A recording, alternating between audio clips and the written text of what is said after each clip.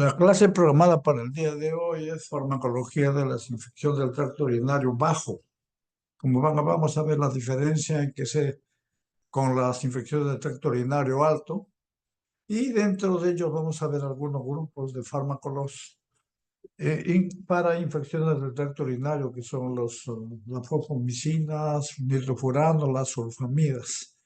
Además de ver la farmacología de la infección del tracto urinario bajo, vamos a ver también lo que son las farmacologías de los antituberculosos y una cosa muy general sobre lo que son los antileprosos. Entonces, pero antes de eso vamos a hacer un resumen de lo que hicimos la clase anterior.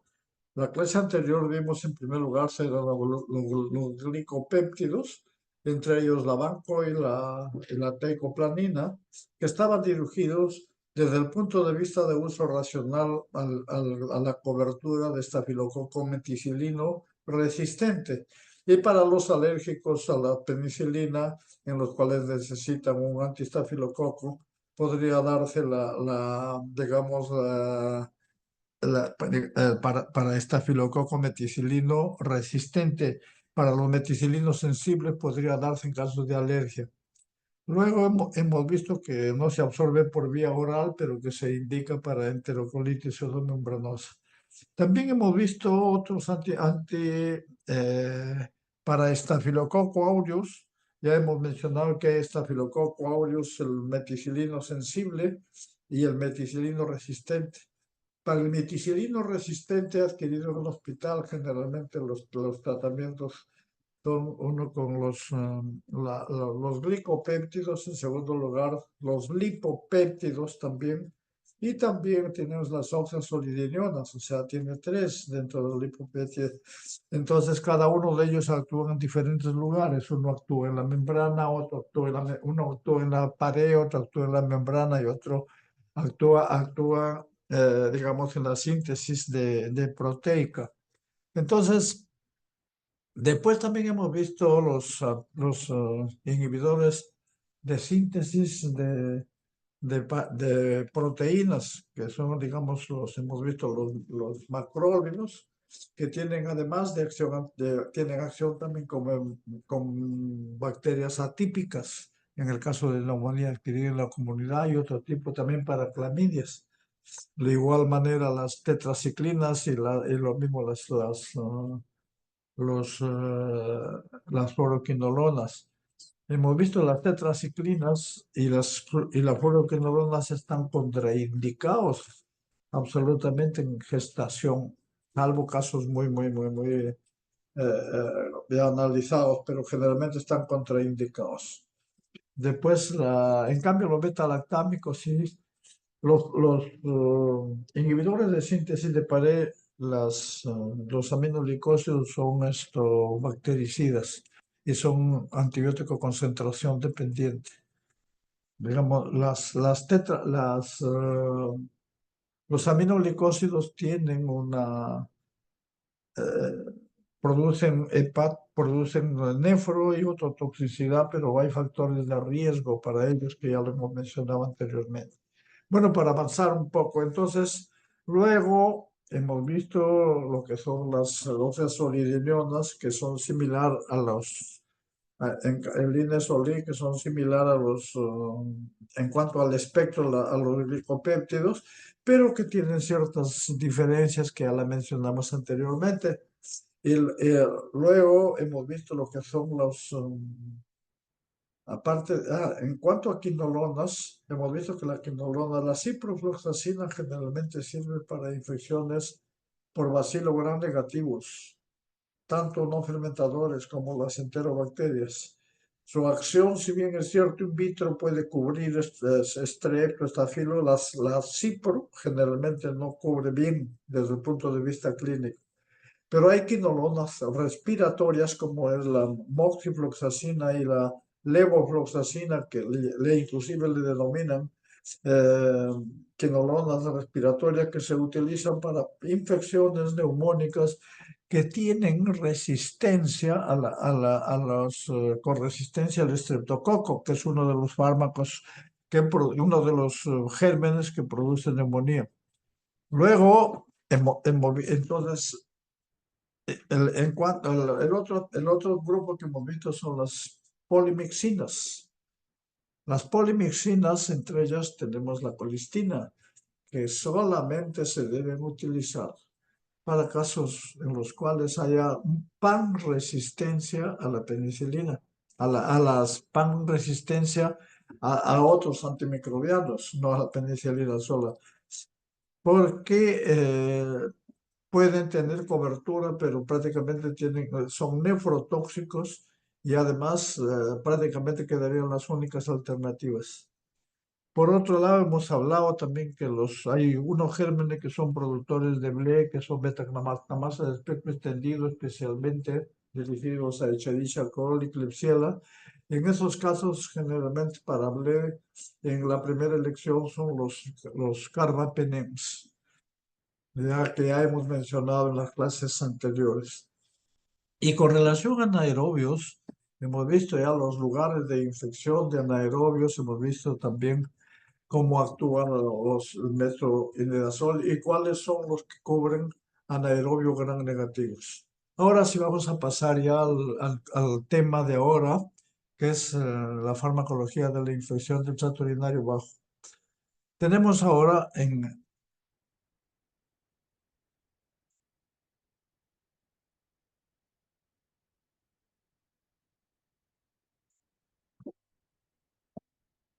antes, bueno, luego a la hora que pasamos lista, le voy a mencionar un minutito, por favor. Esto.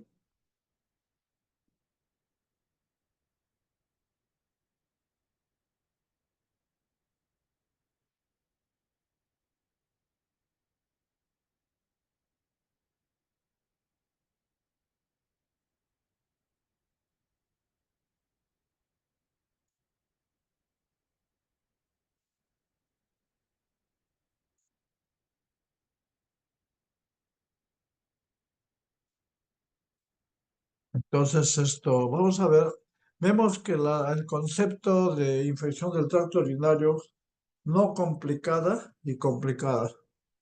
Las no complicadas generalmente son prácticamente las no complicadas son las cistitis. Y a veces las pielonefritis, pero generalmente son las cistitis. Y son las que tienen bajo riesgo de complicaciones, porque las complicaciones son a nivel sistémico. En cambio, las pielonefritis, las infecciones de catéter asociado a catéter, infecciones de tracto urinario en hombres, en sexo masculino, generalmente son complicadas. Y las que son complicadas son generalmente la pielonefritis y la que son la urosepsis, que son que tienen alto riesgo de complicaciones.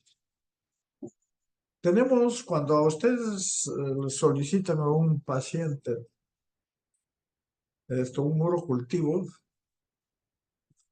son por dos motivos, o por tres, digamos.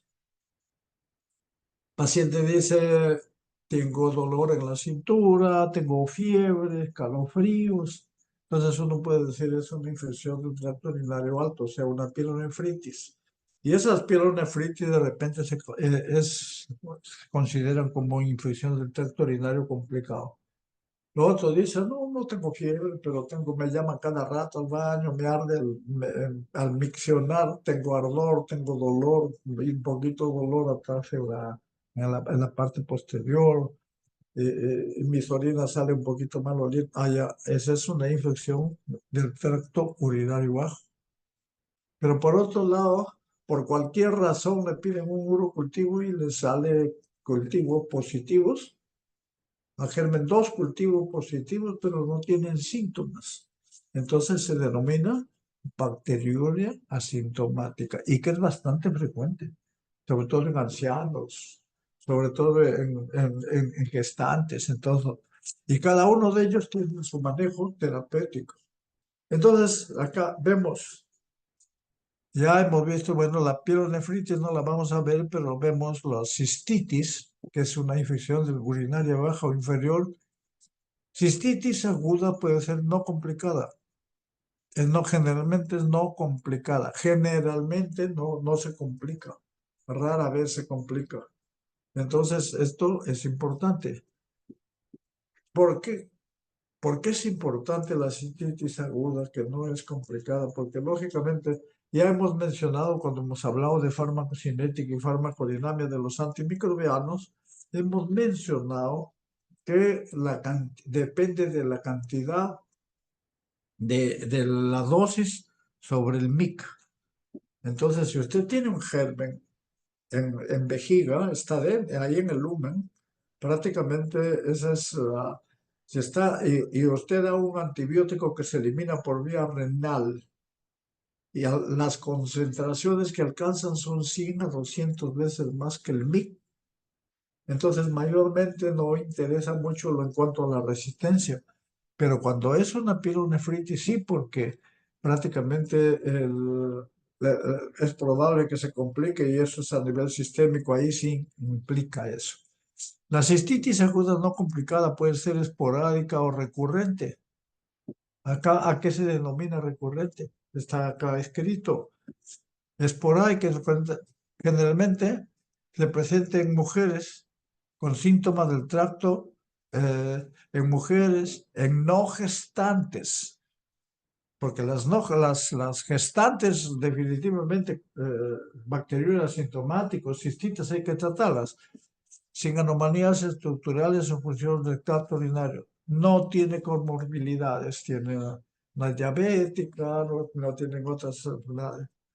Entonces, y los síntomas son disuria, frecuencia, urgencia, ausencia de causa ginecológica, fiebre o sospecha de pielonefritis aguda. Esa es una cistitis aguda. Por lo tanto, ¿pero qué no incluye? Gestantes. En varones, la definición en varones generalmente no se consideran cistitis. Portadores de catéteres tampoco. Con enfermedad renal o enfermedades comprometen el sistema inmunológico, por ejemplo, diabetes. Sin embargo, vamos a ver acá otro aspecto con relación a lo que es bacteriura asintomática. Esto es bastante frecuente. A mí me paran consultando a veces por teléfono que tienen, se han tomado dos cultivos y les sale positivo, pero no tienen molestias. ¿Qué hacen? Entonces, acá vamos a ver, hay necesidad de tratamiento para todos los grupos de pacientes que tienen bacteriuria asintomática, lógicamente. La bacteriuria sintomática, o sea, la cistitis aguda, sí hay que tratarla, lo mismo la pielonefritis. Pero la bacteriuria asintomática solamente hay casos, hay situaciones en las cuales se debe tratar. Uno de ellos son gestantes, otro de ellos son unos gestantes, otros los que van sometidos a intervenciones quirúrgicas, especialmente a nivel del trato genitourinario, y otro de ellos son los niños. No se ha demostrado mucho, a pesar que se dicen diabetes, inmunosuprimidos. Hay que tener un poquito de paciencia y hay que análisis, algunos se les da y otros no. ¿Cuál es el diagnóstico? ¿Cómo se hace? Bacteriuria asintomática. Presencia de uno o más especies de bacterias que crecen en la orina, independiente de la presencia de piguria o no. Ausencia o síntomas atribuibles a una infección del tracto urinario. El tratamiento solo en casos de beneficio comprobado, para evitar riesgo de seleccionar resistencia y erradicar una cepa potencialmente protectora. Entonces, no se debe dar tratamiento a todos.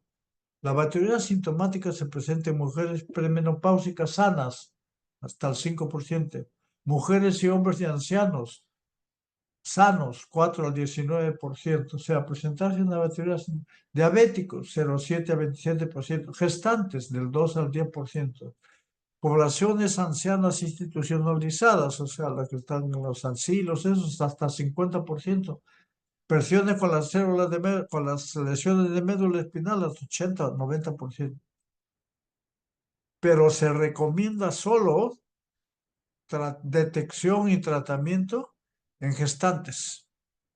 al gestante o la gestante que se le cultivo al inicio y se da 4 a 7 días de tratamiento antimicrobiano, aunque no tenga estos síntomas.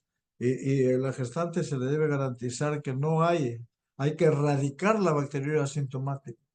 Y lo que ya hemos mencionado nosotros, previo a procedimientos urológicos endoscópicos asociados con traumatismo de la mucosa. Urocultivo 1 o 2 dosis, primera dosis 30 a 60 minutos antes del procedimiento. Nosotros hemos dado a los pacientes con bacteriura asintomática antes de ser operado, inclusive a veces con ciertos síntomas, o los pacientes estaban muy preocupados. Les dábamos tratamiento un par de días antes y hasta 1 o 2 días después y después les suspendíamos. Tenemos acá los perfiles de resistencia antimicrobiana. Uno de los gérmenes frecuentes de infecciones del tracto urinario bajo y alto también es Escherichia coli. Pero la Escherichia coli prácticamente ha evolucionado incrementando su MIC y ha producido, la Escherichia coli, al igual que Klebsiella, ha producido mucho lo que se llama las productores de beta, hace resistencia con la beta-lactamasa de espectro extendido, que son las BLE. Entonces, acá se ha hecho un estudio en pacientes ambulatorios en 3 establecimientos privados de salud del Perú, bueno, los cultivos no son muchos, pero 98 cultivos, eh, 35 en Lima, 38 en Juliaca y 25 en Iquitos en el 2016. ¿Qué se encontró ahí? Resistencia a antimicrobianos, lógicamente los perfiles. Bueno, acá la resistencia al cotrimoxazol, trimethoprim, fue el más frecuente, 60% de los casos, seguida de cipro, 48%, mientras que el imipenem y nitrofuranos y amikacina son bajos. Del 28% que fueron Escherichia coli con el fenotipo de BLE, o sea, 30% son con BLE en infecciones de tracto urinario. Entonces, ¿qué vemos? Coli u otros gérmenes, pero hay una resistencia al trimethoprim-sulfamethoxazol. Vemos que hay menos resistencia a los nitrofuranos y a los aminoglicósidos. Y lógicamente varios de los Escherichia coli presentaban BLE. Entonces acá tienen, por ejemplo, los números de casos de resistencia: ciprofloxacina, nitrofurano, trimethoprim-sulfamethoxazol. Y acá resistencia a más de 3 antibióticos. Resistencia a un antibiótico la mayor parte, pero a más de 3 antibióticos también. ¿Cuáles son los regímenes? Los regímenes de tratamiento para la cistitis aguda no complicada. No complicada. Ya sabemos cuándo es no complicada, cuándo es complicada, cuándo es bacteriuria asintomática. Las drogas que son recomendadas generalmente es un grupo son los nitrofuranos. Generalmente se utilizan los macrocristales. En segundo es el trimethoprim-sulfamethoxazol y el tercero es la fosfomicina trometanol, que vamos a ver luego una descripción posterior de cada uno de ellos, pero vamos a ver acá las dosis. Se da por 5 días, el cotrimoxazol por 3 días y la fosfomicina una sola dosis para infección del tracto urinario. Una sola dosis que viene de 3 gramos. El trimethoprim por 3 días y el nitrofurano por 5 días. Estas son las reacciones adversas más importantes. Acá hay 2 datos con relación, acá los comentarios, hay 2 datos que se toman en cuenta. Uno es la resistencia y otro es el uso en gestantes. La resistencia varía, usualmente bien tolerada, o sea, no poca resistencia en los nitrofuranos. Y tiene generalmente seguro categoría B en embarazo, o sea, se puede dar en embarazo. El trimethoprim-sulfamethoxazol tiene una resistencia de 20%. Sí, y su resistencia está incrementada. Lógicamente, evitar durante el embarazo, principalmente en el primero y en el tercer trimestre, o sea, trimestoprim, sulfas, trimestoprim, sulfametosazol está contraindicado en embarazo, especialmente en primero y tercer trimestre. La fosfomicina, generalmente, una de las ventajas de la fosfomicina sobre el trimestoprim y sobre los nitrofuranos es usar puede ser útil para patógenos multidrogos resistentes. Puede ser menos efectivo que otros agentes, lógicamente, pero seguro en embarazo. O sea, en embarazo puedo dar nitrofuranos, puedo dar fosfomicina también. Y para drogas multiresistentes. Pero vamos a ver algunos aspectos. Por ejemplo, los nitrofuranos no cubren pseudomonas aeruginosa, pero la fosfomicina tiene cobertura para, no solo para Pseudomonas aeruginosa y otros gérmenes, sino también tiene cobertura, aparte de tener cobertura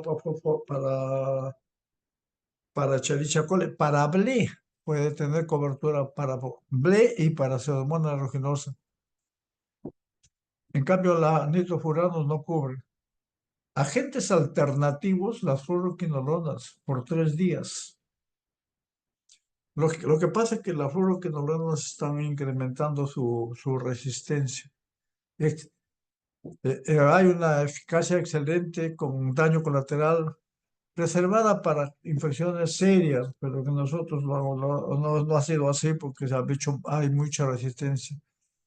Lógicamente no se puede evitar, no se puede administrar en gestación. Puede haber inflamación del tendón de Aquiles, etcétera. Los beta-lactámicos, entre 5 a 7 días. La resistencia varía, incrementa efectos adversos también. Entonces, los agentes con relación a la gestación, tenemos la fosfomicina, 3 gramos, categoría B. Nitrofurantoína, 100 miligramos 2 veces al día, categoría B. Trimetoprom, categoría C, categoría D.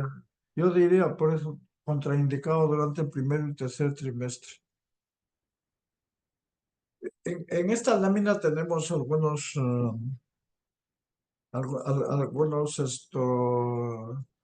aspectos importantes que hemos mencionado ya. Esta es la forma como vienen los nitrofuranos, bajo potencial de resistencia, sus características, pero mire, para pacientes que tienen compromiso renal, solamente se da hasta 30 mililitros por minuto de depuración de creatinina. Debajo de 30 ya no se debe dar. ¿Qué pasa? Los nitrofuranos no lo puede dar con antiácidos, con sales de magnesio. Disminuyen la absorción. Entonces, efectos adversos, pues hipersensibilidad aguda que es reversible, neumonitis, neuropatía puede producir los nitrofuranos y fibrosis intersticial a largo plazo. Moderado, hay que tener bastante cuidado. Embarazo, ya hemos dicho, categoría B. Uso para bacteriuria asintomática del embarazo se hace. Los gérmenes que cubren generalmente son bacilos gram negativos uropatógenos, incluyendo los BLE, excepto Pseudomonas no cubre, Serratia tampoco y Proteus tampoco. Pero es efectivo contra enterococo sensible a la banco o enterococo resistente a la banco e infecciones asociadas a catéter, con infecciones de recto urinario bajo. En esta lámina podemos ver especialmente los sensibles, enterococos, estafilococos, Escherichia coli, los que pueden ocasionar alguna resistencia. Enterobacter klebsiella pueden producir BLE y los otros, los AMC. Los intrínsecamente resistentes, Morganella providencia, Serratia y Pseudomonas aeruginosa. Entonces, acá los nitrofuranos ya hemos visto sus características farmacocinéticas, ustedes lo van a revisar ya con más detenimiento.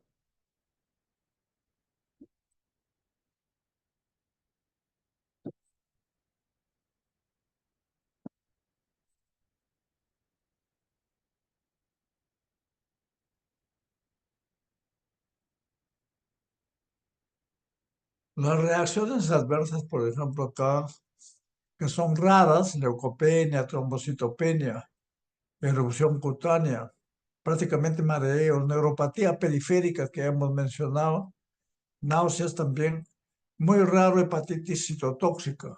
Y hay algunos que han visto varios, fibrosis pulmonar, etcétera, etcétera. Estas son la resistencia a antibióticos. Escherichia coli, resistente también ya hay a nitrofuranos. Casi todos estos han adquirido resistencia a nitrofuranos. Habíamos dicho la resistencia. Ahora vemos otro antimicrobiano, la fosfomicina, que se está utilizando actualmente y hemos visto sobre todo en infecciones que son que tienen cobertura para Blei, tienen cobertura para Pseudomonas aeruginosa. Se da 3 gramos una sola dosis por vía oral, tomar sin alimentos. Estos son los parámetros farmacocinéticos. Pero al igual, por ejemplo, de 10 a 50, la fosfomicina se le puede dar. Bueno, nosotros hemos administrado fosfomicina a pacientes que tenían una depuración entre 20 y 30, pero le hemos dado ya no, sin problemas. Entonces, cuando ya tienen menos de 10, ahí sí prácticamente usarlo con caución. En postdiálisis, hasta 3 gramos después.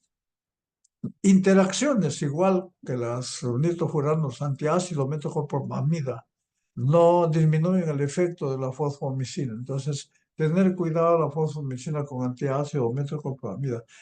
Categoría B también para el embarazo. Entonces, las reacciones adversas acá están. Una de las características de estos antimicrobianos son que cubren, ya hemos mencionado, Pseudomonas aeruginosa y Klebsiella pneumoniae, productora de BLE, también multidrogoresistente, y lo mismo Acinetobacter baumannii en orina estamos hablando. Nitrofuranos, trimethoprim, sulfametosazol, las reacciones adversas de cada uno de ellos. Y es la fosfomicina, generalmente es un análogo fosfoenol piruvato, que se creó en 1969. Llamado inicialmente fosfonomicina, es derivado natural del ácido fosfónico, que contiene un anillo epóxido. Uno de los aspectos importantes de la fosfomicina que no tiene resistencia cruzada. Se formuló como sal disódica para la administración por enteral, y luego ya la administración, la fosfomicina trometanola, que se está dando por vía oral inclusive, que ha mostrado una excelente biodisponibilidad. Y acá tenemos las características que hemos visto. Activa contra la mayoría de uropatógenos gram negativos, multidrogoresistentes, incluyendo enterococo resistencia banco, para tratar infección del tracto urinario bajo por vía oral. Alcanza concentraciones urinarias elevadas que minimizan el potencial de resistencia, o sea, no hay problema. Sinérgico con quinolonas en bacilos gram negativos. Penetra en próstata inflamada y no inflamada en concentraciones terapéuticas. O sea, por eso que se está usando para prostatitis también. La dosis puede ser más alta y duración prolongada en prostatitis crónica.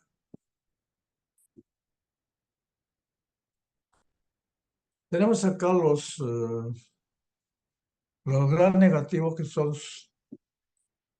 los organismos, o sea, las Klebsiella, Escherichia coli, susceptibles, por ejemplo, a la fosfomicina, incluyendo el 98 a 100%, incluyendo los productores de beta-lactamasa extendido, siempre que el mix sea, digamos, debajo de esto, menos de esto.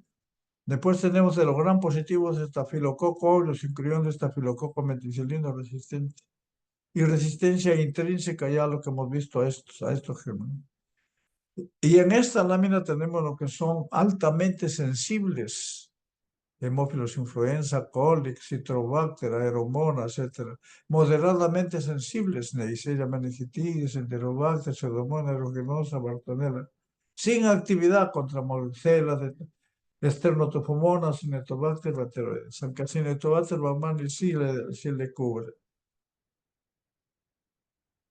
Y acá tienen, digamos, un esquema para la cistitis aguda de cada uno por vía oral para la cistitis aguda no complicada, intravenoso generalmente en esquema antibiótico combinado, porque la infección puede estar asociada con bacteriemia, en meningitis, en osteomielitis, pero este combinado no se da solo.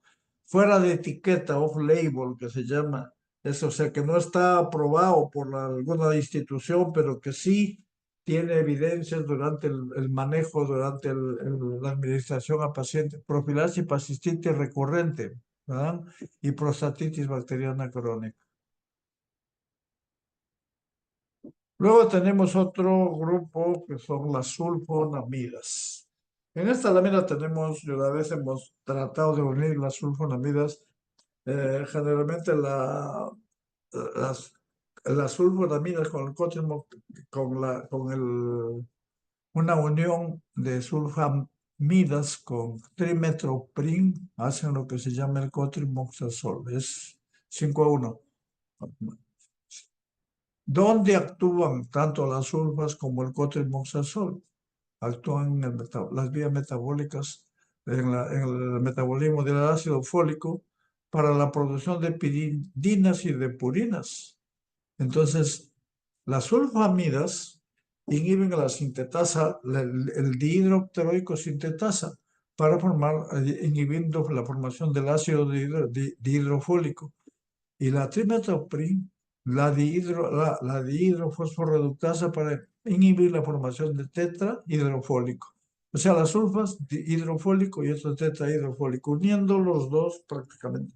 Y esto tiene bastante aplicación, se utiliza en la actualidad para ciertos tipos de infecciones. Bueno, vamos a ver luego un minutito, por favor.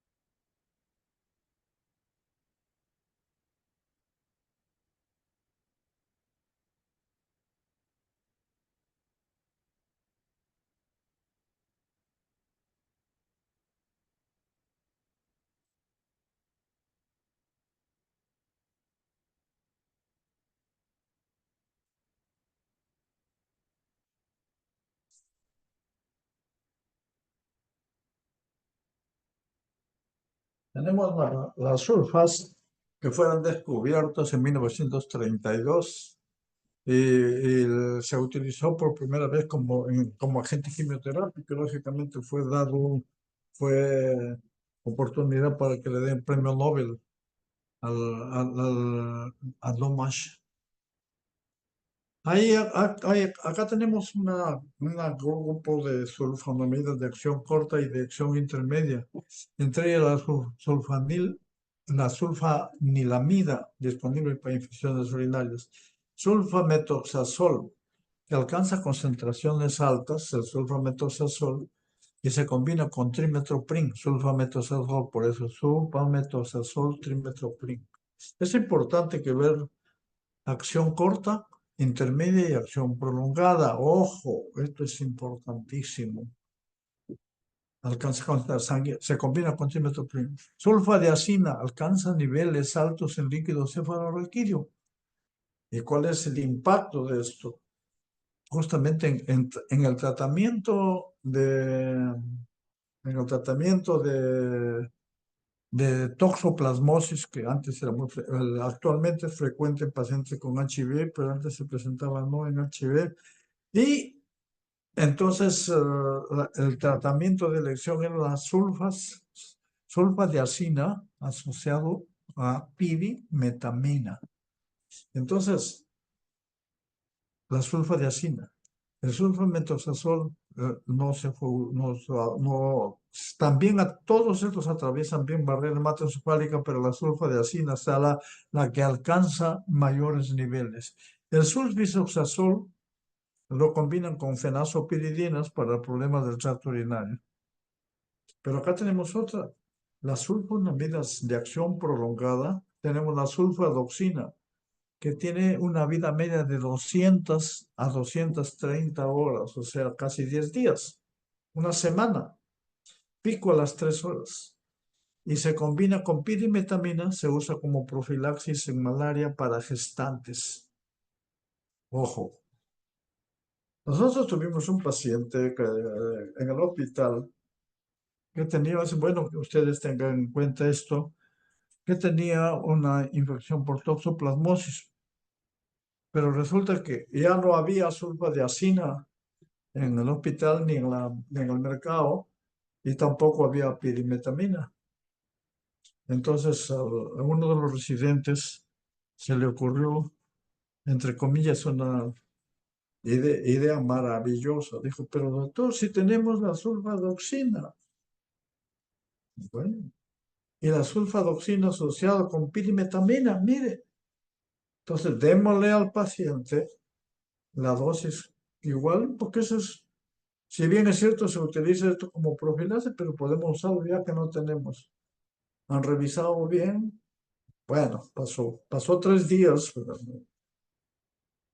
Le digo, ¿qué está pasando? Han ido a revisar bien la sulfadoxina. Bueno, tuve que ir a revisar yo, fui a revisar a la unidad, bien, y le veo a ver su creatinina ya se le estaba elevando al paciente. ¿Y qué pasaba? Le estaban dando sulfadoxina que tiene una vida media de 10 días, de una semana, le estaban dando 3 veces al día. Entonces ese riñón prácticamente ya estaba formando cálculos, probablemente es un problema. Y la pirimetamina él también le estaban dando 3 veces al día, o sea, lo cual no es así. Entonces, lo que se tenía que dar era el sulfadiazina. Tiene una actividad antimicrobiana para gram positivo, gram negativos. Cubre actinomices también. Clamidia, plasmodium, toxoplasma, por ejemplo, toxoplasmosis. Resistencia por estreptococo, estafilococo, enterobacteriácea, pseudomonas aeruginosa, también estos. No hay para estafilococo, no, pero con relación a las sulfas nomás, pero trimetoprim, sulfamethoxazol sí cubre estafilococo. De iniciación rápida, sulfisoxazol. Esta es la dosis en niños, como se da. De eliminación media, mira, el sulfamethoxazol. Esta es la dosis. La sulfadoxina, veas, el tratamiento de malaria, ¿me viste? De acción intestinal, pero poco absorbibles. Talil sulfatiazol. De uso tópico, la sulfetamida, sulfadiazina argéntica, etcétera, etcétera. Esta es Las vías de administración pueden ser oral, pueden prepararse para uso local, tópico. Se prepara también en preparaciones oftálmicas.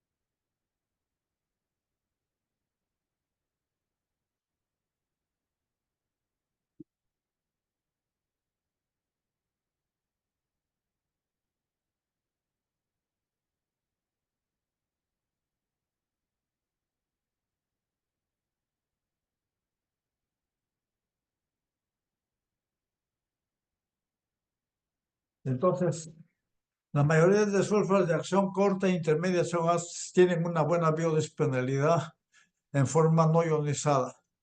Las sulfonamidas tópicas son absorbidas y pueden detectarse en sangre. Tienen un gran volumen de distribución y atraviesan barreras hematocefálicas. Hemos dicho que la sulfadiazina es la que atraviesa mejor o alcanza concentraciones más altas, pero también atraviesan placenta, están presentes en sangre fetal y en el líquido amniótico. Tiene su metabolismo digamos, por fase prácticamente se acetilan y se glucuronidan. Reacciones adversas en dosis, puede haber náusea, vómitos, es lo que se produce, pero en dosis altas se asocia con cristaluria y depósitos tubulares de cristales de sulfamidas. Eso ya lo hemos mencionado en la lámina anterior cuando usó la sulfadoxina. Por hipersensibilidad a las sulfas se puede presentar necrosis tubular, nefritis y ageitas. No se olviden que hay muchos, por ejemplo, diuréticos y otros productos, inclusive creo que las sulfonilureas también son productos que tienen sulfas. Entonces, los que son alérgicos a las sulfas, no solamente no le debe dar sulfas, sino no tampoco darle ni diuréticos, ver qué diuréticos sí se pueden dar y ver qué diabéticos también se pueden dar con relación a las sulfonilureas, me parece. Hay algunas reacciones adversas que son de gran importancia acá en las sulfas, que son anemia hemolítica asociada con deficiencia de glucosa 6-fosfato de hidrogenasa, anemia plástica, granulocitosis, trombocitopenia y leucopenia. O sea, no nefro, sino mielotoxicidad. Mielotoxicidad hematológica en todo caso. En el último mes de gestación se puede producir kernícteros por desplazamiento de bilirrubinas de la unión proteica y también por sistema de serasa inmaduro.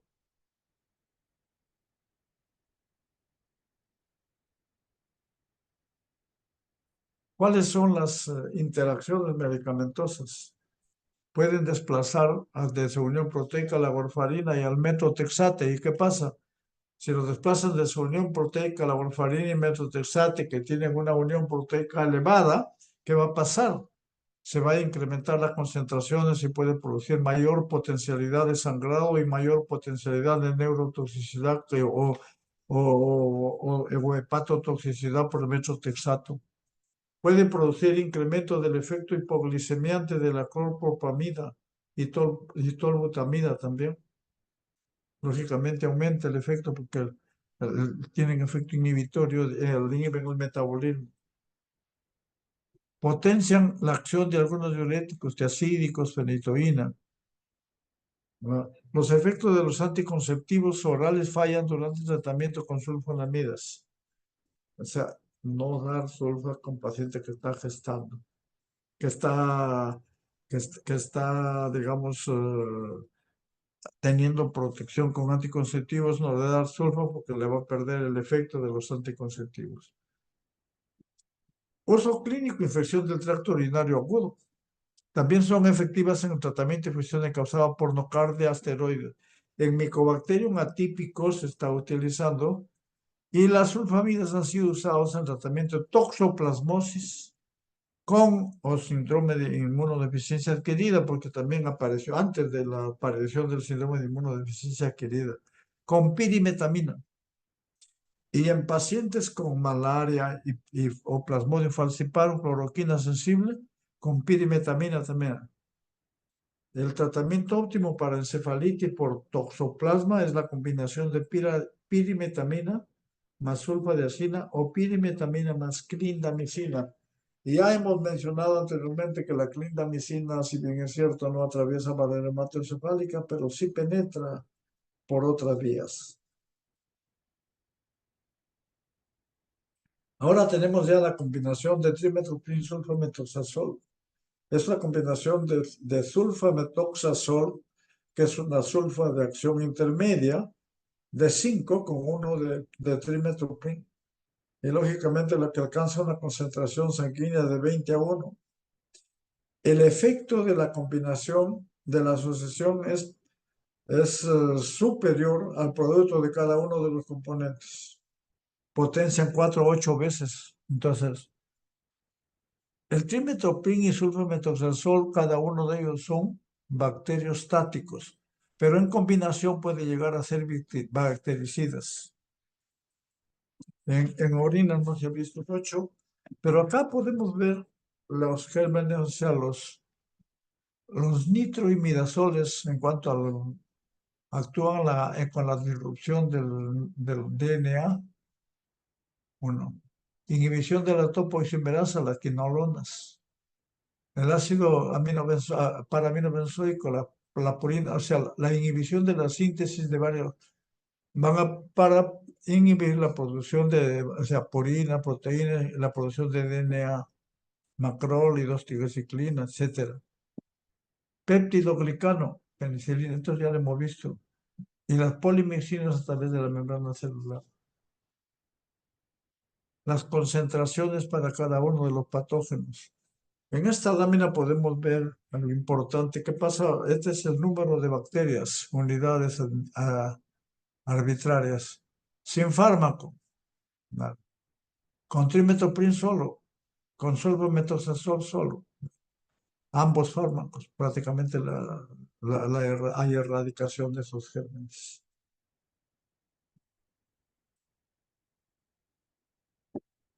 Mecanismo de acción generalmente es bactericida. Invito contra muchos estafilococo aureus, incluyendo estafilococo aureus meticilino resistente adquirido en la comunidad y también los en el hospital. En el hospital, prácticamente, cuando se hace teníamos, no sé ahora cómo está, de repente ha bajado, una resistencia a estafilococo meticilino resistente entre el 70-80%, una frecuencia.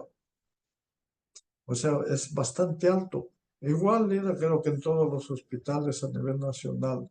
Y ya mencionamos a veces porque no se aplican medidas preventivas en esos casos. Yo les mencionaba que en otro país vimos que era menos del 20 o del 30% porque tenían ellos a todos los pacientes que eran portadores de estafilococo los ponían en una cohorte. Entonces pero en el hospital sensible, generalmente son sensibles a banco, a linezolid y son sensibles a cotrimoxazol. El problema es que cotrimoxazol tiene si bien es cierto, cotrimoxazol tiene una biodisponibilidad excelente y tiene una buena cobertura. El problema es que no hay mucho, porque hemos dicho una cosa es sensibilidad in vitro y otra cosa es estudios clínicos. Bueno, también por problemas X no se han hecho muchos estudios de estafilococo, de estafilococo meticilino resistente con cotrimoxazol, por eso se prefiere la vancomicina.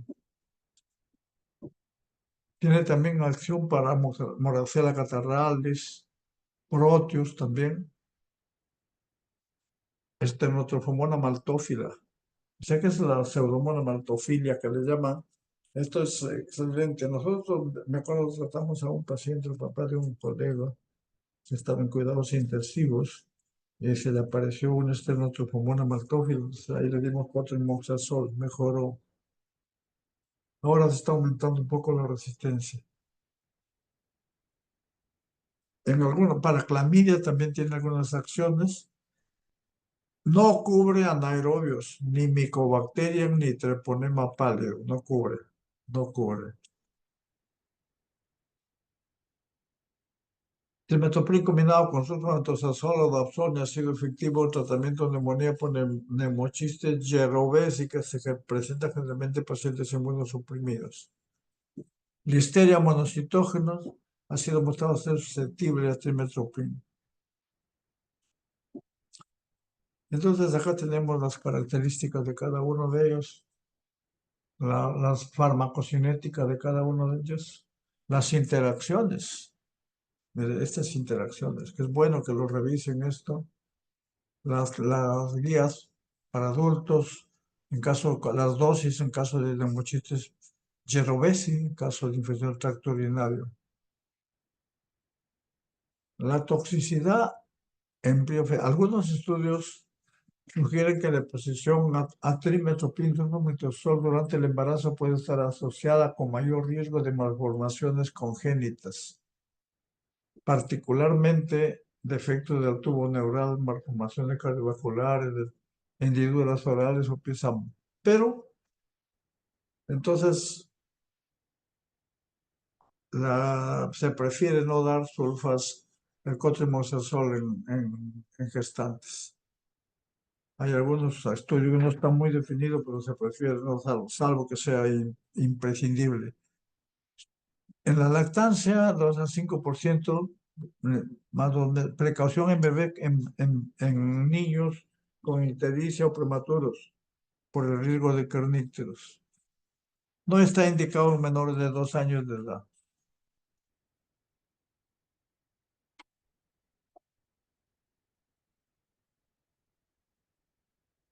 La terapia acá ¿cuáles son las bacterias sensibles?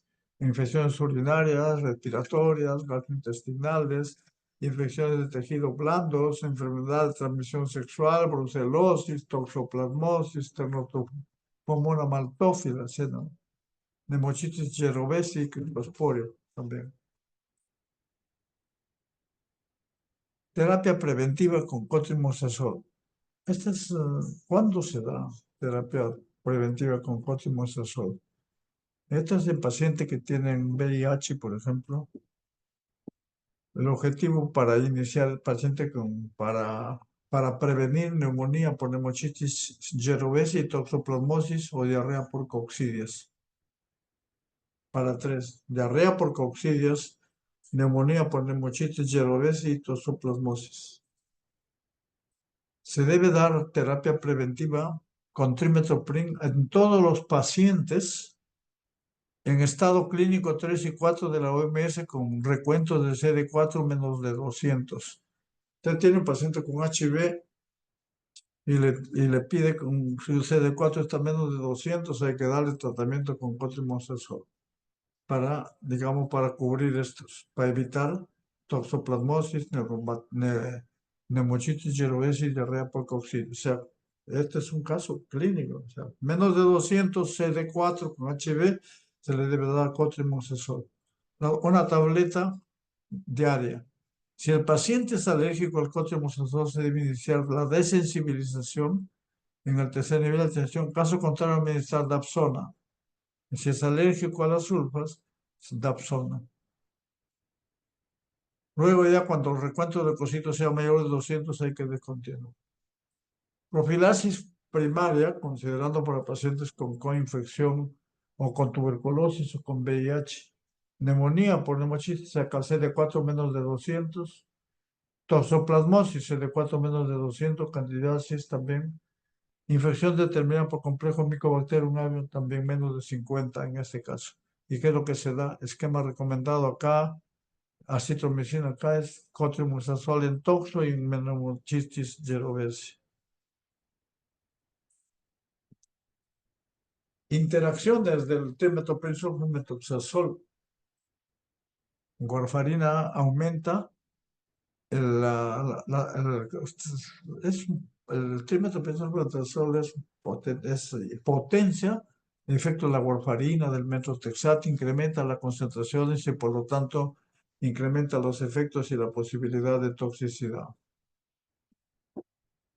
El trimethoprim, por ejemplo, aumenta las concentraciones de warfarina por inhibición del citocromo, o sea, son inhibidores del citocromo P450. Acá también con la meglitinida, con las sulfaniluras, o sea, son inhibidores del citocromo P400 de los antidiabéticos, o sea, sulfaniluras y meglitinidas, que también son antidiabéticos, que ya lo han visto, Robatán. En el metotrexate son una inhibición del transportador. Los antiinflamatorios no esteroideos también inhiben el efecto trimethoprim. Bueno, y acá la fluvastatina también incrementa las concentraciones con inhibidores, o sea, Son inhibidores del sistema somático para la warfarina, o sea, el trimetooprim-sulfametazol de la warfarina, de los hipoglicemiantes orales, de los inhibidores, de los agentes de la angiotensina 2, los inhibidores de la fenitoína también. Entonces, esto lo puedes revisar como pero es importante si hay un caso clínico.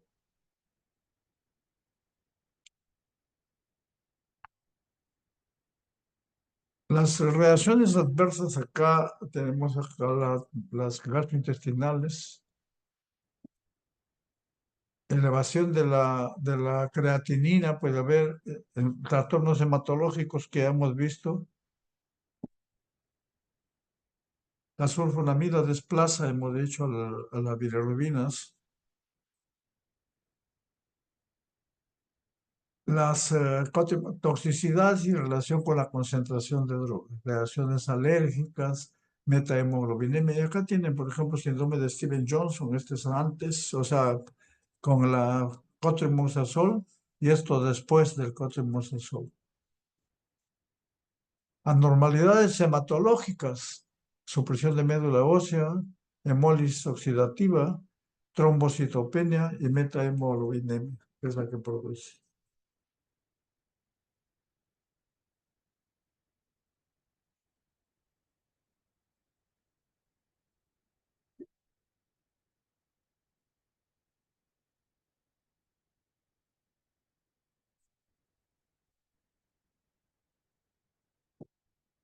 Aguilar Espino,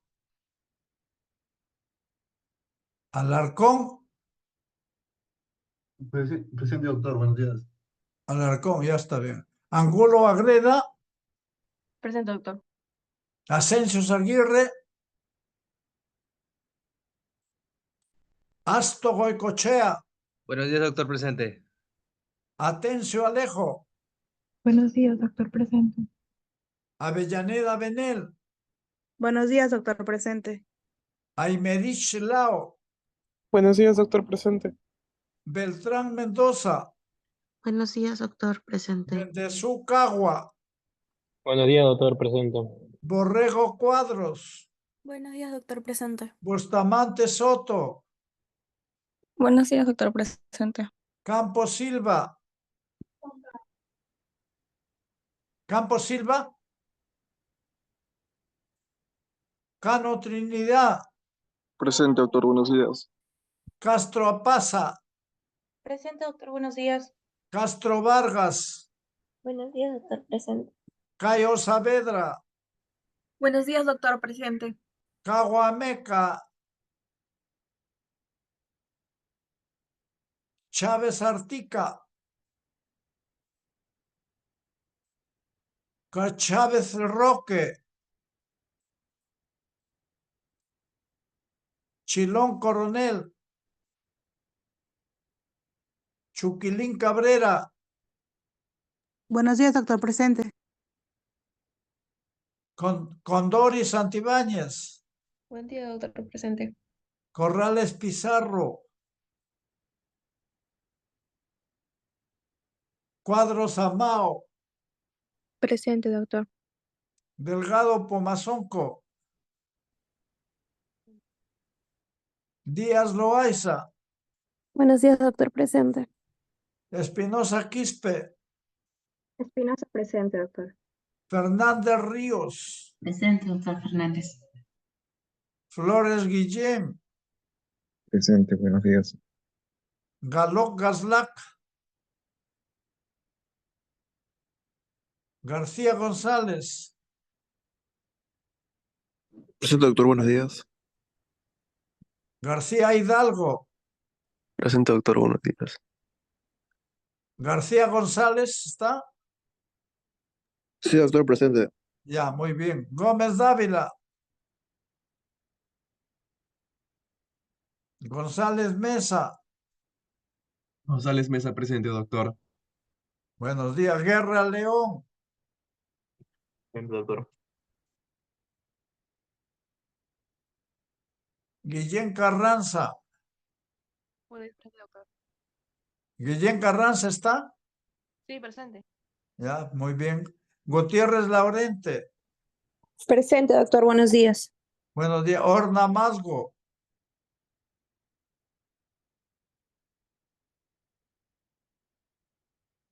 Guaranga Gutiérrez. Presente, doctor. Buenos días. Bueno, Isidro Rodríguez. Presente, doctor, buenos días.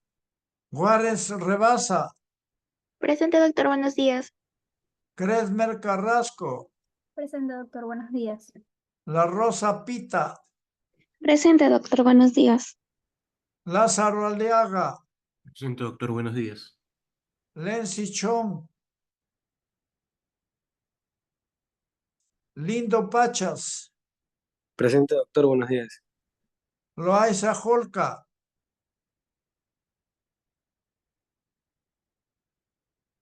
Macote Quintana. Mamani Rojas. Presente, doctor, buenos días. Buenos días. Mansilla Ochoa. Presente, doctor. Buenos días. Martínez Jara. Presente, doctor. Matos Ortega. Presente, doctor. Buenos días. Mendoza Gamarra. Presente, doctor. Buenos días. Mendoza Garay. Presente, doctor. Buenos días. Mesa Cárdenas. Presente, doctor, buenos días. Mesa Jiménez. Presente, doctor. Buenos días. Mesa Minaya.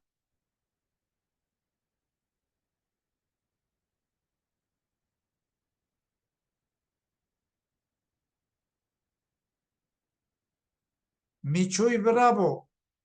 Presente, doctor. Buenos días. Minaya Vargas.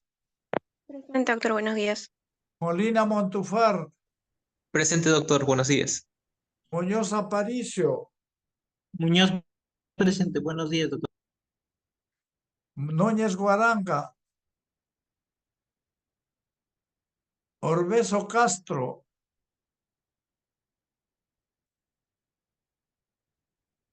Orbeso Castro no está. Pacheco Sarabia.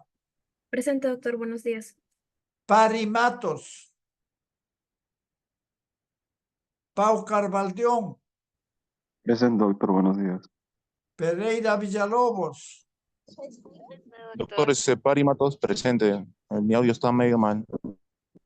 Bien, Pereira Villalobos. Sí, Pereira Villalobos, presente, doctor. Ya.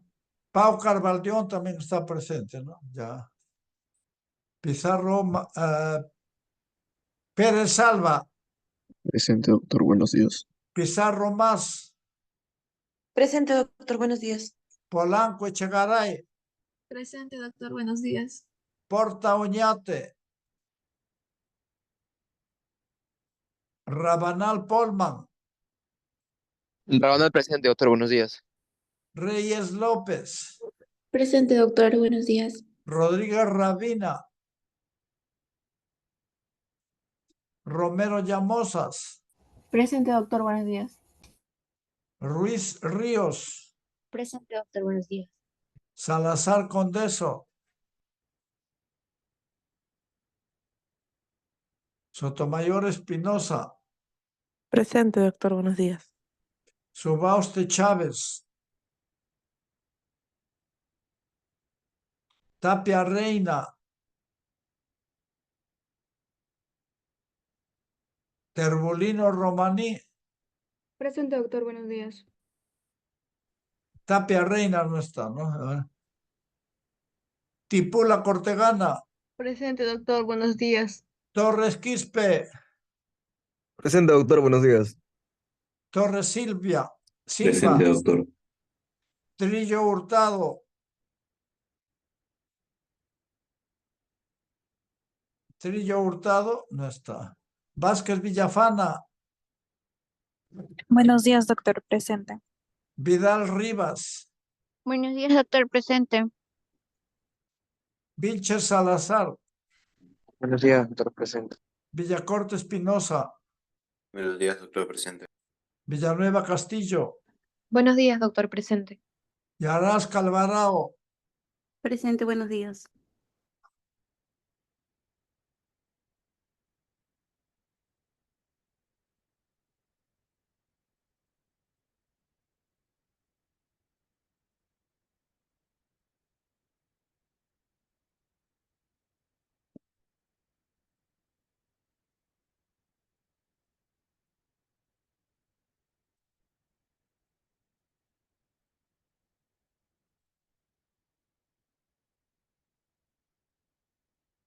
Ahora vamos a continuar. Ahora vamos a ver la segunda parte.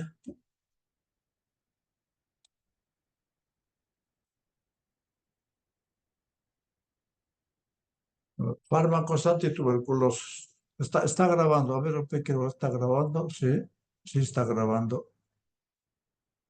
A ver. Parece que se cortó. Ya. Fármacos antituberculosos. Como ustedes conocen, la tuberculosis es una enfermedad bastante frecuente que inclusive ha ido evolucionando hasta tuberculosis monoresistente, multidrogoresistente, y por último la X drogoresistente, que tienen características especiales. Lo que vamos a enfocar acá son algunos aspectos importantes con relación a los medicamentos, que son de primera línea, segunda línea, etcétera, etcétera. Pero vemos acá algunas láminas donde por ejemplo, la causa más de mortalidad en el mundo es la número 13 a nivel mundial, de acuerdo a las estadísticas del año 2219. Y prácticamente tenemos acá la mortalidad acá entre el 5 al 19%. En cambio, acá a países, los países están acá con verde, prácticamente son los que tienen más mortalidad en ese porcentaje a nivel mundial. La mayoría de personas que enferman con tuberculosis viven en países con ingresos económicos bajos y medianos, aunque la enfermedad es universal, se presenta en todos los países. Pero los países que presentan con más frecuencia son Bangladesh, China, India, Indonesia, Nigeria, Pakistán, Filipinas, Sudáfrica. Se estima que la cuarta parte de la población mundial está infectada y de esa cuarta parte infectada, prácticamente 5 o 15% hacen enfermedad activa. El Perú, el que tiene mayor casos de países con cargas, el Perú está en segundo lugar. Y dentro dentro del país mismo, los que tienen alto riesgo, digamos, tasa de incidencia, tienen un muy alto riesgo. Acá es Lima, y estos que están de este color. Luego tenemos de bajo riesgo los verdes, de azul, mediano riesgo, alto riesgo, los de azul, estos de celeste, con de alto, moderado riesgo. Pero nosotros estamos acá con alto riesgo Eso es solamente para tener una idea de la epidemiología. Y acá podemos ver cómo ha ido produciéndose medicamento a medicamento desde el inicio, desde 1940 hasta la fecha. Y lógicamente acá, cómo han ido evolucionando la tuberculosis, tuberculosis multidrogoresistente. Los DOT significa dosis supervisada, que han aparecido también. Y luego, por último, la X drogoresistente. Acá igual, va a tener una idea. ¿Cómo es que los fármacos que se utilizan para el tratamiento de la tuberculosis, los mecanismos de acción, generalmente son ¿de qué depende? Hay tres factores importantes. Uno, el crecimiento, velocidad de crecimiento del germen, del otro, metabolismo de microorganismos en las lesiones. O sea, hay bacilos tuberculosos que crecen muy rápido. Hay bacilos que crecen lentamente. Y hay bacilos, dependiendo del oxígeno, dependiendo de muchos factores. Y hay otros del metabolismo del microorganismo en las lesiones. Y por último, la ubicación del gen. Es diferente que esté ubicado en cavidades donde hay más oxígeno, intracelular donde hay menos, su acidez es ácida, y lo otro en lugares donde hay episodios de metabolismo de los fármacos, de los Mycobacterium. A veces se duermen, a veces hay metabolismo rápido, metabolismo lento, etcétera, etcétera. En la ubicación del germen tenemos acá que en una cubierta de cavidad abierta con suplementos de oxígeno son de crecimiento muy rápido. Y acá, como vamos a ver en las otras láminas, prácticamente el antituberculoso que de referencia es la isoniazida. En lesiones cerradas con pobres suplementos de oxígeno son de crecimiento difícil y escaso. Acá tiene la pirmisenamida. Existen bacilos dormidos por muchos años y por activación ya endógena pueden producir enfermedad activa. Hay 4 grupos de gérmenes que vamos a ver luego acá. Tenemos acá la grupo A o 1, que le hemos puesto crecimiento rápido, continuo. Son atacados principalmente por la isoniazida, también por la rifa y la streptomicina, pero y menos por el streptorrifampicina. Grupo 2, organismos intracelulares. Inhibición ácida. Generalmente están en macrófagos. pH ácido, la piracinamida es la que. Y en el grupo 3, organismos que crecen lentamente pero que tienen brotes de actividad metabólica, la rifampicina. Por ejemplo, acá la rifampicina es el centro de este grupo y actúa rápidamente. Grupo 4, bacilos dormidos, no actúa ninguna droga. En ese contexto tenemos acá la fase de tratamiento. Hay 2 fases. La primera fase es bactericida, que es durante la cual una gran proporción de gérmenes de crecimiento rápido son destruidos, principalmente grupo 1 y 2. Segunda fase es una fase esterilizante en organismos de crecimiento lento con brotes de actividad metabólica, también bacilos dormidos cuando empiezan a crecer. Entonces, esto prácticamente es el resumen de esto. Y acá ya un poquitito más extendido. Hay 4 poblaciones metabólicamente activo, crecimiento continuo. Están en los desechos gaseosos, líquidos, etcétera, en las cavernas. Y acá es la isoniazida, pues, bacterias que se caracterizan por metabolismo bajo y residen en un ambiente ácido, por ejemplo, la área de inflamación deficiente y deficiente oxidación. El pH es mucho más bajo dentro de los macrófagos, bajo la actividad bactericida de la piracinamida.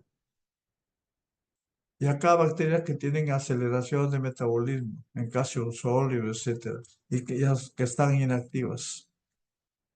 Los fármacos antituberculosos presentan un perfil de actividad diferenciado frente a cada una de estas localizaciones.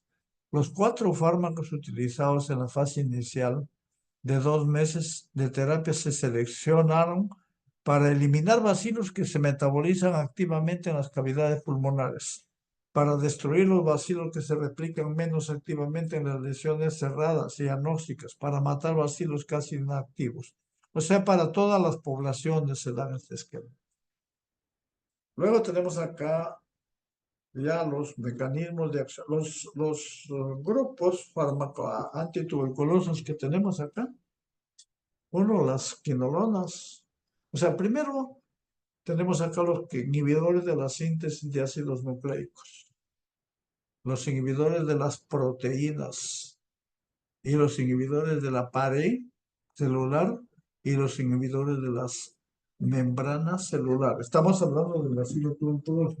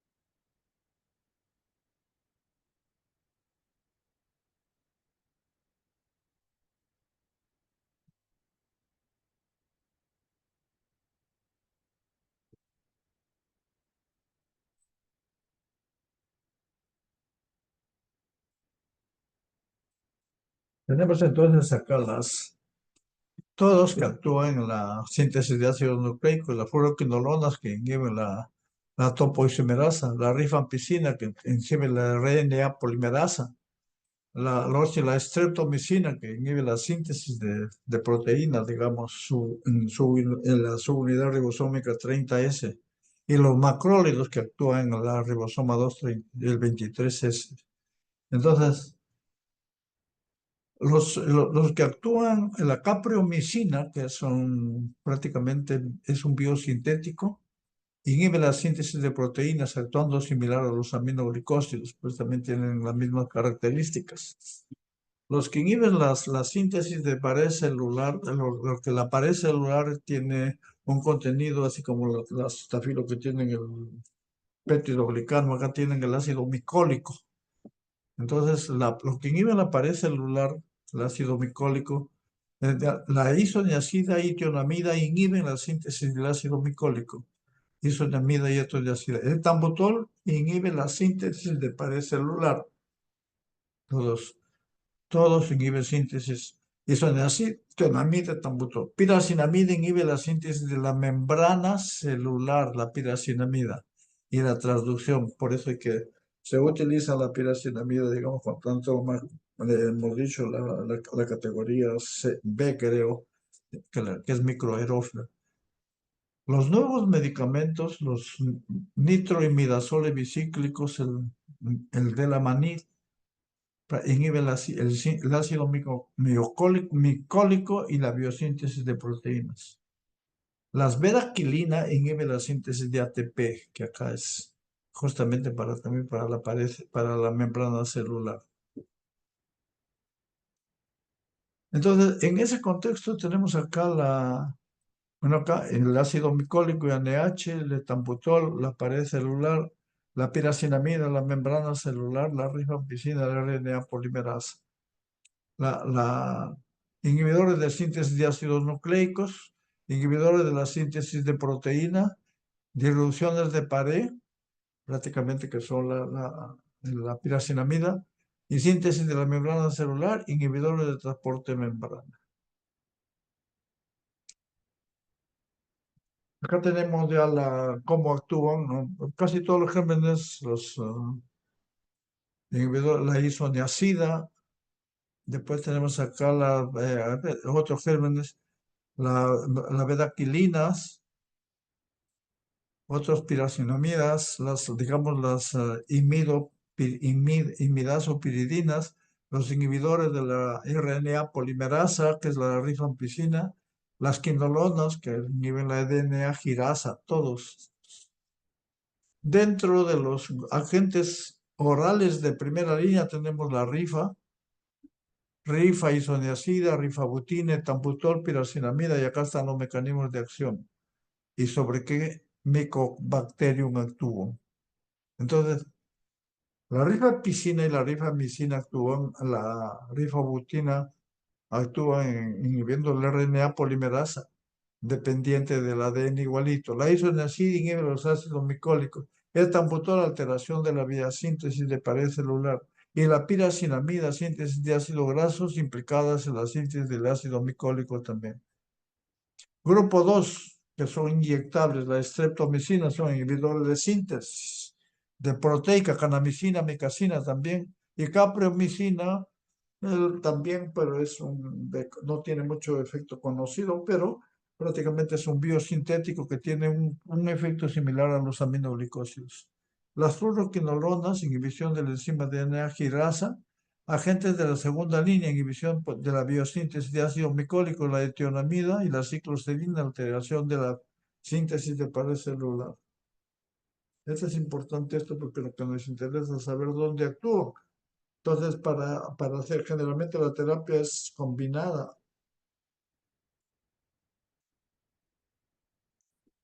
Entonces acá, cómo actúa la isoniazida, cómo actúa el etambutol, la piracinamida, la rifampicina y cómo actúan las oxazolidinionas. Es la primera oxazolidiniona descubierta muy activa, pero es tóxico a largo plazo, ya hemos mencionado esto. La betaquilina que hace la bedaquilina, que es un medicamento aparentemente nuevo, aprobado por la FDA en los últimos años, bloquea la bomba de protones acoplada a la ATP, sintetasa, disminuye las reservas energéticas y como consecuencia induce la muerte celular. Con disminución del ATP, es lo que hace, disminuye el ATP y por lo tanto induce la muerte celular. La delamanida y la pretomanida, prácticamente derivados del metronidazol, activados por una nitroreductasa como ronadores de óxido nítrico. Esa es la forma como actúan. Y acá tenemos los mecanismos de resistencia, prácticamente condiciones anaeróbicas, cómo actúan las resistencias. Pues vamos a ir, esto lo van a revisar un poquito más. Los fármacos antituberculosos, tenemos los fármacos de primera línea, isoniazida y rifampicina. Los fármacos de segunda línea tenemos la amoxicilina, ácido clavulámico y los aminoglicósidos, y entre ellos son biosintéticos de la capreomicina, cicloserina, etionamida. Después tenemos la levo, la moxi, también como quinolonas, linezolid y el meropenem. Entonces ya conocen ustedes la terapia, ustedes lo van a ver también en los talleres. Fase inicial 2 meses, 4 fármacos. Y con segunda fase 4 meses con isoniazida. Esto varía de acuerdo al tipo de tuberculosis, localización de la enfermedad. Entonces la isoniazida, me parece que es la isoniazida, inhibe la síntesis de ácido. Hemos visto, la isoniazida debe ser activada por enzimas bacterianas para su efecto inhibitorio de la síntesis. O sea que no actúa casi como droga, como profármaco, no actúa en el hígado, sino que los fármacos son los que, los gérmenes son los que lo transforman en droga activa. Una absorción buena, distribución amplia, metabolismo hepático, lógicamente forma la acetilisoniazida. De acuerdo a esto, hay acetiladores rápidos y acetiladores lentos. Entonces, ya hemos visto cuando hemos hablado de farmacogenética, digamos, uno de los metabolitos que son tóxicos. Entonces, si los metabolizadores rápidos prácticamente bajan la concentración, de los lentos tienen más tiempo para la concentración, pero depende del metabolito inactivo. Se excretan como fármaco inalterado y en parte en forma acetilada o inactivada por vía renal. Rifampicina, ya sabemos, inhibe la RNA polimerasa. Tiene una buena absorción, alcanza concentraciones de 2 a 4 horas. Se distribuye según a proteínas plasmáticas.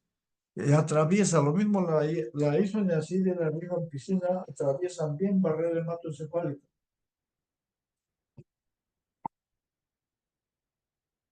Metabolismo hepático, se excreta en parte por la orina y en parte por bilis. Y tiene una circulación enterohepática. Entonces, lo que tiene circulación enterohepática tiene la doxi, la clina y tiene la rifa también, que tiene circulación enterohepática.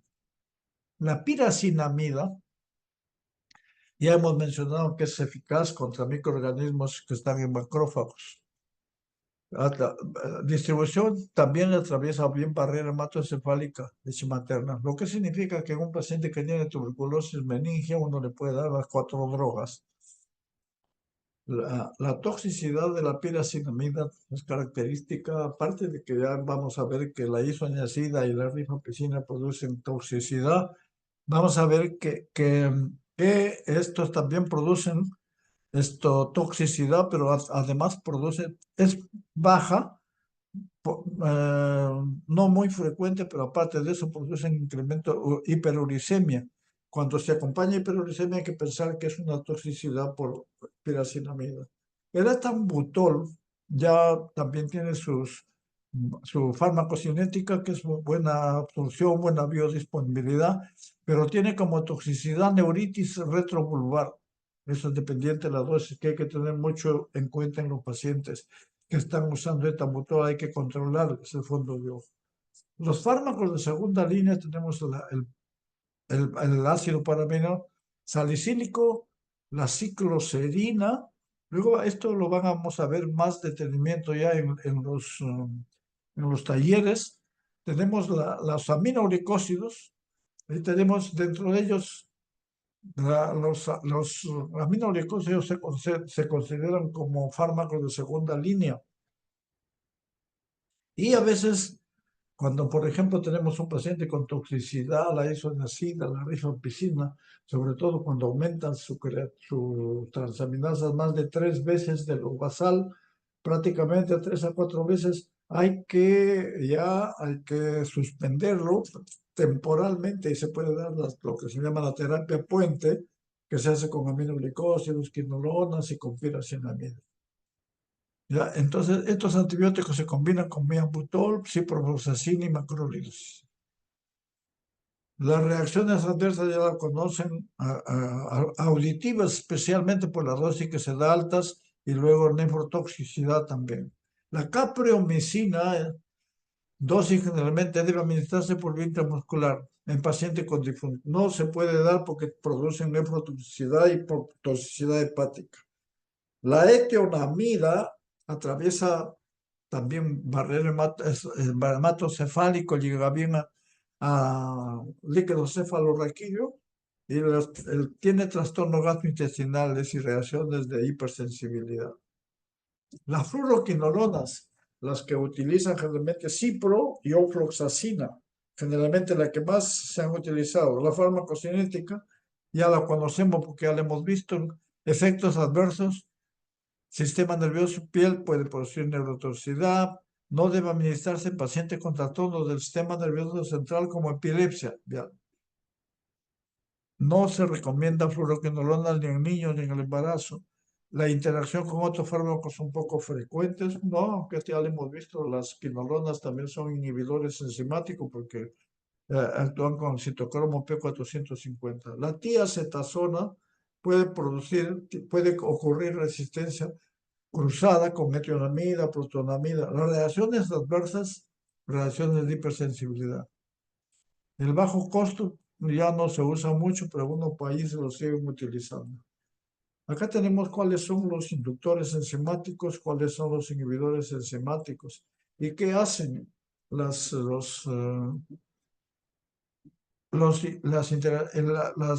INH, mire que son inhibidores enzimáticos.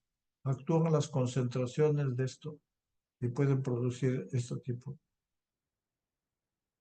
La rifampicina, que es un inductor enzimático, generalmente disminuye los efectos y disminuye las concentraciones.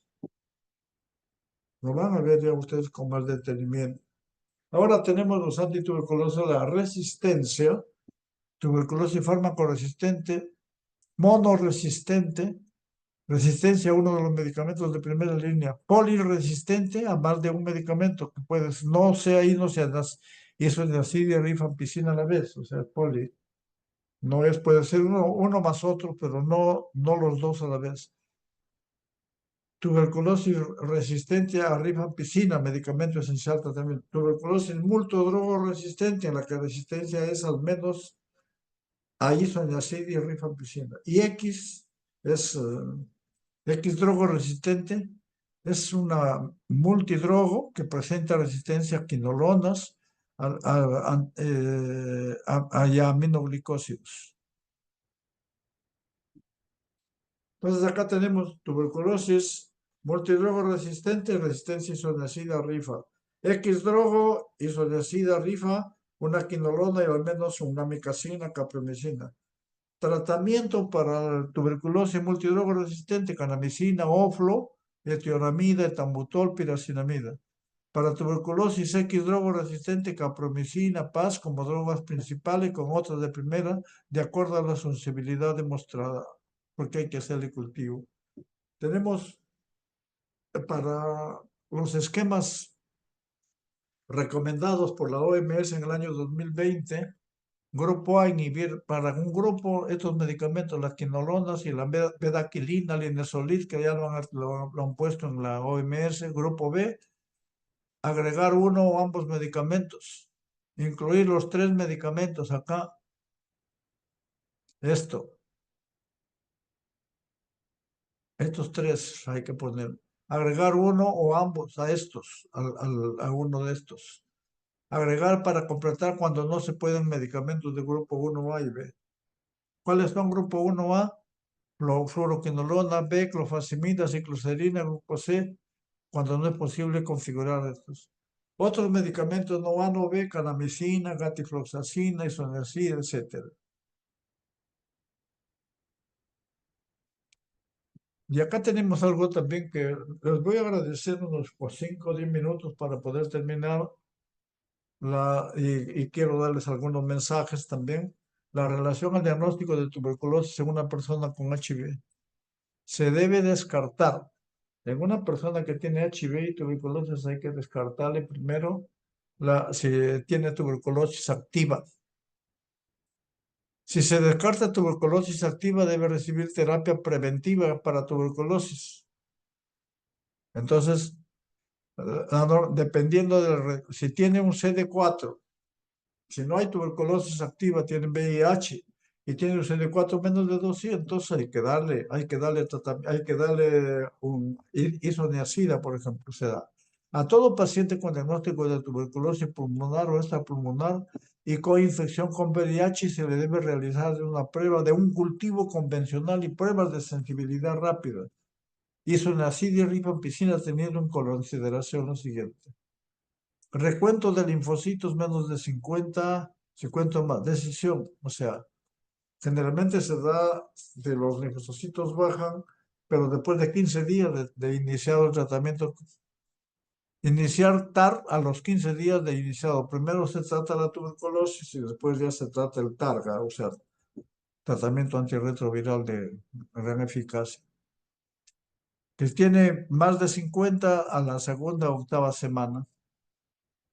En los pacientes con meningitis tuberculosa se debe postergar el inicio de TAR por lo alto riesgo de reconstitución inmune. Y acá está esquema de TAR, elección en pacientes de combinación que tienen las dos enfermedades, tuberculosis y VIH. Acá qué es lo que se debe dar. Estos son los esquemas que proponen, que eso tienen que evaluarse. Las reacciones adversas a este cuadro es muy importantísimo. La isoniazida, la rifampicina y piracinamida producen hepatitis, las tres.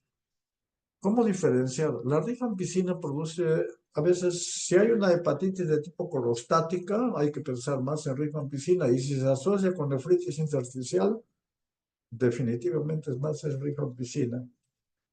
La isoniazida da compromiso hepatocelular, más se incrementan las transaminasas.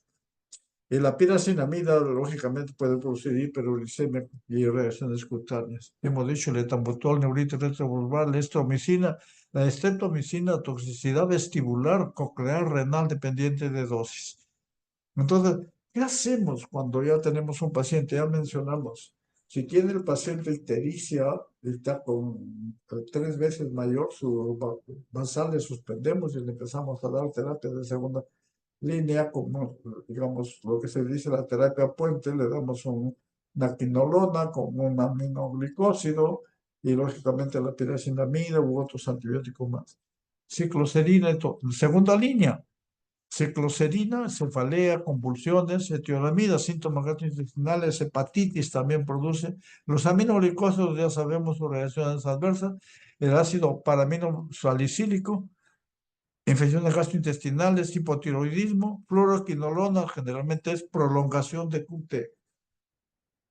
El Delamanid, por ejemplo, las reacciones adversas que producen, estas todavía están en estudio porque del omega-3 todavía no algunas reacciones adversas ya se han presentado.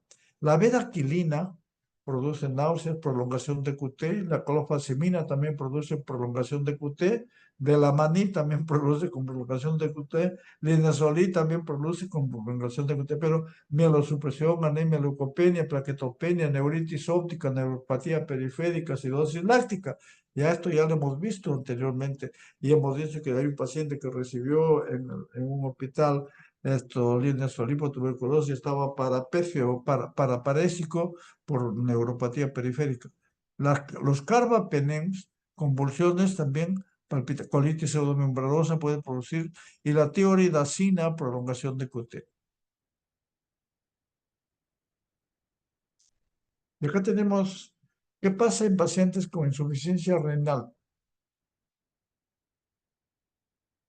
Le cambio la frecuencia del tratamiento. Isoniazida no requiere cambio en insuficiencia renal ni insuficiencia, ni en hemodiálisis. Ni isoniazida ni rifampicina. Tampoco los quinolonas y tampoco tionamida ni PAS. El resto sí requiere, hay que dar cambios. Y por último, la tuberculosis en gestante. La gestante con diagnóstico debe ser considerada gestante de alto riesgo. Entonces tienen que recibir tratamiento. Los medicamentos de primera línea pueden ser utilizarse durante el embarazo y lactancia. No hay ningún problema, ya saben. Lo mismo insuficiencia renal. Considerar el uso de quinolonas, etionamida, cicloserina y PAS, evaluando riesgo-beneficio dependiendo del germen. Evitar el uso de inyectables de primera y segunda línea durante el primer trimestre, según evaluación del riesgo-beneficio. A partir del segundo semestre se puede dar. En la tuberculosis y en lactancia, el diagnóstico de tuberculosis sensible no contraindica la lactancia. Lo que hay que hacer, la mamá tiene que usar máscara, digamos, esa máscara de tela quirúrgica mientras se da de lactar. En casos de madres con tuberculosis multidrogo resistente o X-drogo con baciloscopía y cultivo positivo, yo creo que ahí hay que suspender la lactancia materna. Está contraindicada. En estos casos se debe recibir leche materna extraída manualmente. Tuberculosis y antigestación, anticoncepción. Toda mujer en edad fértil diagnosticada con tuberculosis debe recibir consejería y elegir método anticonceptivo de acuerdo a lo establecido. Los pacientes que reciban esquemas de tratamiento que incluyan rifampicina no deben recibir anticonceptivos orales porque disminuye su protección. Ya saben, porque es un potente inductor enzimático, baja las concentraciones, no hay el efecto. Ahora vamos a ver 2 minutos para la enfermedad de Hansen, o sea, los antileprosos. Esto lo van a revisar. El 80-95% de la población no desarrolla enfermedad, solo el 18%. Algunos son reactores lentos, que es el grupo tuberculoide, y otros son ya el grupo menor, grupo lepromatoso, que produce más lesiones, son cuadros más severos. Actualmente ya se ha logrado en la selva, sobre todo prácticamente ha disminuido el riesgo de lepra en la selva. El Perú se ha reportado en el 2020 16 casos, 2021 14 casos, cada vez hay menos. Tenemos la lepra paucibacilar, que en caso de lepra 1 o 5 lesiones cutáneas en presencia de frotis de bacilos. Y la multibacilar sí con presencia de bacilos y más de lesiones. Acá tenemos la lepra multibacilar. Tenemos acá, por último, los esquemas para la paucibacilar. Rifampicina, Dapsona. Y luego Dapsona. Para niños también. En adultos, rifampicina, clofazimina, Dapsona. Y supervisado establecimiento de salud, esta es la primera dosis al mes. Dapsona, clofazimina. Acá, de niños también, esta es la dosis. Y con eso estamos terminando. No sé si hay alguna pregunta, por favor.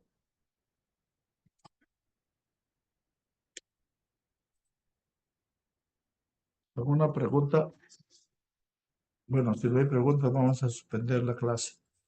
No se olviden, lo que quería mencionarles es que la otra semana, el día lunes y martes, le toca al doctor Okamoto, pero él no va a poder hacerlo el lunes y martes y hemos quedado. Por eso quería a su delegado, pónganse de acuerdo para este miércoles, ustedes me dan la respuesta, que lo haga el domingo. Lo mismo para el segundo grupo, haga el domingo 7, hacen la clase de metaxémicas y antivirales no antirretro. Entonces, y lo mismo el lunes y el martes. ¿Y qué haríamos el lunes y martes? Que pensamos hacerlo el último seminario taller, pensamos hacerlo el último seminario taller, pensamos hacerlo para todo el grupo, ya no por grupos un día, otro día, sino para todo el grupo. Uno, el lunes sería de 8 a 10:30, pero es presencial, lo hacemos allá en el mismo, y luego de ahí continúan sus actividades. Y el día martes igual, después continúan sus actividades. El miércoles y jueves yo termino ya el curso prácticamente, y el doctor haría su clase el domingo.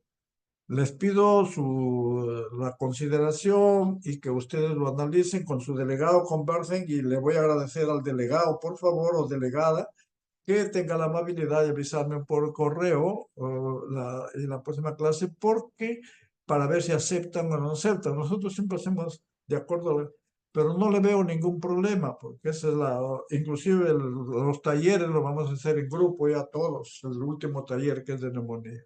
Bueno, ¿alguna pregunta, algún comentario? Bueno, entonces vamos a suspender. Doctor, una pregunta. Sí, Tenía una duda con respecto a qué pasaría si un paciente justamente es alérgico o hipersensible al primer tratamiento de los 4 fármacos, que incluye isoniazida, etambutol. Quería saber qué se le podría dar. claro, algunos hacen lo desensibilizan, y otros ya tienen que entrar ya con fármacos de segunda línea. Lógicamente depende del tipo de alergia, ¿no? Porque por ejemplo, la isoniazida, a veces la recomiendan, le predicen como fármacos digamos, como problemas de hipersensibilidad, la hepatitis. Pero algunos antes empezaba, la suspendíamos, la isoniazida, suspendíamos rifampicina, suspendíamos piracinamida, y prácticamente empezábamos sin fármacos, y después cuando ya se normalizaban las transaminasas, empezábamos a darle de uno en uno, primero rifa y después la isoniazida, o a veces al contrario, de acuerdo a lo que pensábamos. Pero en la actualidad lo que se hace la terapia puente. O sea que hay que analizarlo, es lo que se llama la terapia individualizada, pero es una muy buena pregunta. Yo creo que si depende del tipo de alergia que tienen, si ha sido shock anafiláctico, las 3 drogas, lo cual es muy raro, pero habría que evaluarlo. No sé si está contestada su pregunta. ¿Sí? Sí, doctor. Muchas Ya, gracias. ya. Bueno, si no hay más preguntas, vamos a terminar la reunión.